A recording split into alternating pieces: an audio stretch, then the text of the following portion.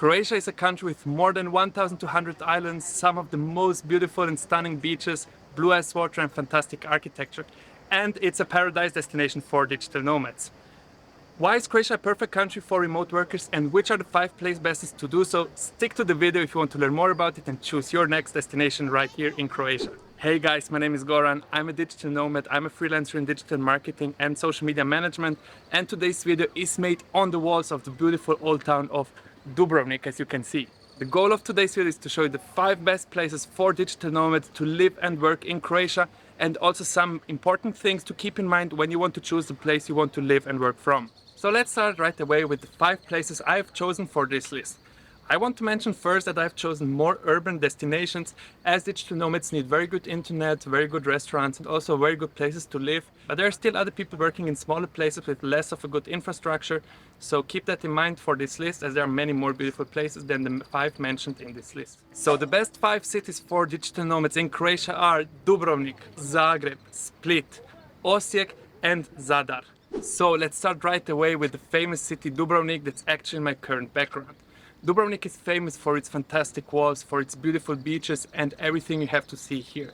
Also very important is the strategic part, with an international airport really connected to all parts of Europe, and there's so many things to do.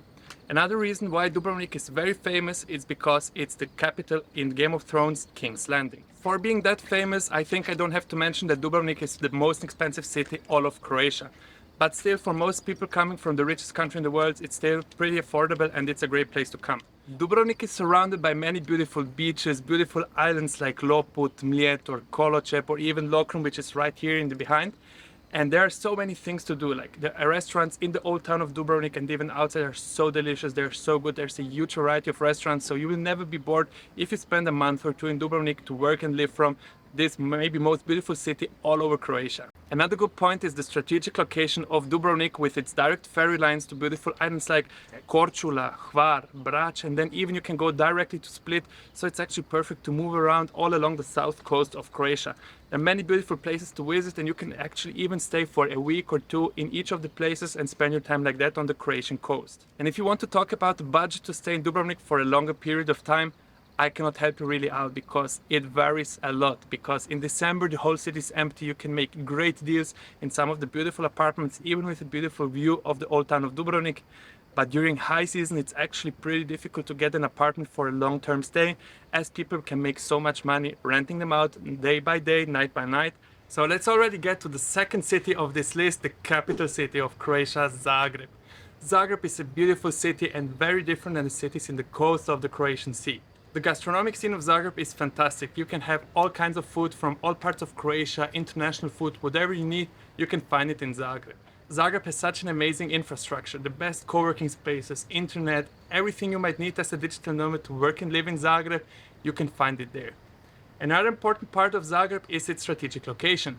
An amazing international airport, being surrounded by Slovenia, Hungary, Bosnia, being only 2 hours away from Italy. There are so many other parts of Europe you can visit when you stay in Croatia. And also the coast is very close, and you can also go even to the east of Croatia, so all you might need, you can find it being based in Zagreb. Zagreb for sure is also a cheaper city than the cities in the coast of Croatia. So you can find a more decent lifestyle for the same amount of money you maybe would spend in the coast. Also, another point I would like to mention is that the prices in Zagreb do not vary as much as in the coast of Croatia. Zagreb has something to do all year long, so people are visiting the city also for the whole period of the year. So it's worth it to come and stay even in summer, even though I don't recommend it as it's too hot. The best seasons would be like the shoulder seasons, and if you like the winter, Zagreb has been chosen as a city with the best Christmas market all over Europe for 5 years in a row. So summarized, Zagreb is a very international city and maybe even underrated, with an amazing infrastructure and a big expat scene. So if you're choosing Zagreb as your next destination as a digital nomad to work and live from, you're definitely not gonna regret it, as it's an exceptional place to spend 1 or 2 months of your lifetime. If you also want to become a digital nomad, feel free to hit the subscribe button, because it helps me out a lot to grow my channel. Thank you very much, and let's keep going with the list right now. So let's move on to the third city in this list, Split. Split is the biggest city on the coast of Croatia and the most important one. In Split you can find an international airport connecting to the major cities in Europe, and also the port connects you with all the most beautiful islands of Croatia like Hvar, Brač, Vis and many more. So it's definitely very easy to come to Split and then enjoy the most beautiful parts of the Croatian Dalmatian coast and spend an amazing time while working here in Croatia. Split is known for its fantastic restaurant scene. In the old town you can find so many delicious places to eat, from brunch to lunch and dinner, and then some after parties. Overall, Split is a very international city with a huge expat scene, so if you come to stay here, you definitely will never be bored. If we talk about apartments and the whole infrastructure, Split offers it all, as it's a major city, as I've already mentioned before, and you can find all you might need. When it comes to the prices, definitely Split is one of the more expensive cities in Croatia, and especially in summer during high season, it's going to be extremely difficult to find a well-priced apartment, because people prefer to rent their apartments on a daily basis as they can make much more money. But in the shoulder seasons, you can definitely find a very good deal, and it's an amazing place to spend some months of your year here in Croatia. We're already coming to the fourth city of this list, which is Osijek. Osijek is the capital of the eastern part of Croatia in Slavonia, and it's actually not a very touristy destination. If you're looking for an off-the-beaten-path destination with a really cheap way of living, that's a city you have to choose. One of the most amazing parts about Osijek is that it's very close to Hungary, Serbia and Bosnia, so it's very easy for you to actually move around to different countries. Also, you're very close to Zagreb and other parts of Croatia, so it's a very strategic point, which is very good to really be able to discover more parts of Croatia and the whole region in this eastern part of Europe. Osijek is one of the cheapest areas of Croatia, and that's why you can also have a pretty decent lifestyle with not a big amount of money. For example, with less than $1,300 per month, you can have a very decent lifestyle, and you can really go to restaurants, work in cafes and do whatever you want, as the cost of living is pretty low, especially compared to other parts of Croatia. Another good part is that people there speak very well English, and the infrastructure is really well, so high-speed internet is no topic at all for you, because you can get it anywhere you want, and that's a perfect place for digital nomads who want to live in another part than just the main parts like Dubrovnik, Split or maybe even Zagreb. So let's already get to the last city of my list, which is Zadar. Zadar is a smaller town on the coast of Croatia, around 2 hours north of Split, and actually it's the city of Luka Modric. So everybody who knows Luka Modric has to visit Zadar, because it's still a beautiful place. I recommend Zadar to people who are interested in a calmer way of life, for example, who don't want to live in Split or in Zagreb, as those cities are too big for them. Zadar is very charming, and it's actually maybe even more beautiful than, for example, Split, and it's very well located to visit other parts of Croatia, as I've already mentioned before. Also, Zadar is very popular with digital nomads, so you can find easily very good cafes and some co-working spaces, so the infrastructure, as in all of the parts of Croatia, is really well, with high-speed internet, beautiful apartments and a fantastic way of living with fantastic food and very good infrastructure to live and spend your time there. One good and important thing about Zadar is that it has its own international airport.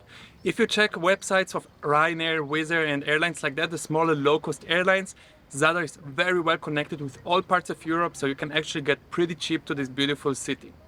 Another important part about Zadar is as well its strategic location with its port. Thanks to the port of Zadar, you can reach so many islands, and especially the Kornati National Park is something I recommend really a lot, because it's one of the most beautiful parts of Croatia. Another part is I recommend you to visit from Zadar the Plitvice Lakes National Park, as it's the most beautiful national park in Europe, and it's really worth it to go there for a day or two. So that's already been the list with the 5 best places for digital nomads in Croatia. Somewhere here I will write you down a list with 10 other places in Croatia with a very good infrastructure for digital nomads, so that you can maybe go off the beaten path and work and live in this beautiful country.